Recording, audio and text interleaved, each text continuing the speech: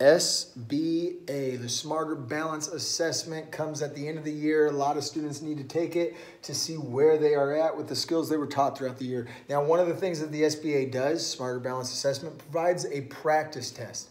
And this is problem number 1 directly off of their practice test. I'm probably going to post a number of videos here in the next couple of weeks showing you each and every one of the practice problems that they have provided to the public prior to any of you that need to go and take that test at the end of this year.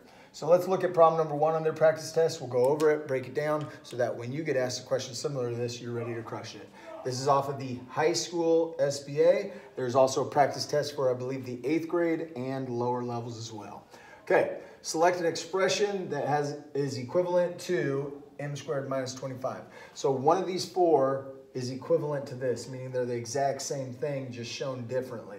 So the first thing I notice is my first 2, A and B, are trinomials, and each one of them has a 10m and a 10m. This one's a negative 10m, this is a positive 10m.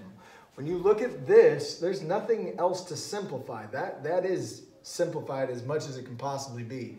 So I don't see any term of m. It's like an m squared. There should be a negative 10m or a positive 10m there, and there's not. So right away I can cancel out A and B. I know it's not going to be A. I know it's not going to be B. That leaves me with these 2 possibilities. This is a binomial times a binomial. We use the FOIL method, distributive property, to simplify those. And this is a binomial being multiplied by itself. So what I'm going to show you is what this really means is just m minus 5 times m minus 5. You're multiplying it by itself 2 times. So this would be me setting it up. And now one of these 2, because I've already canceled these answers, one of these 2 has to simplify down to this. Let's figure out which one it is. So I'm just going to show the FOIL method. That's our first terms.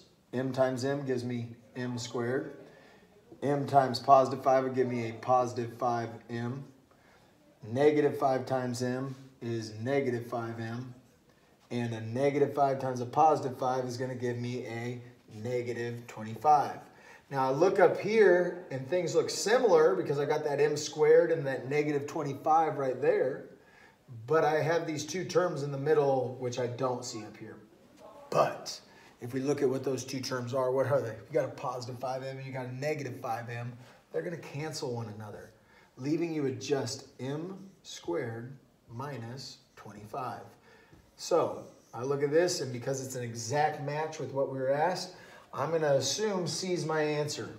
I'll start bubbling that in right now, but as a good student, I'm always going to check the last one to make sure. One thing I see in this last one is that if I take negative 5 times negative 5, a negative times a negative makes a positive, but I was supposed to get a negative result up there. So that's enough for me to know that D is not correct, because you'd end up getting a positive 25 at the end, not the negative 25 we got when we did C. That is how you would do this problem. It's multiple choice. Make sure to check each and every single one of them. Eliminate the ones that are obviously not right. Study hard, and good luck on your upcoming test. You got this.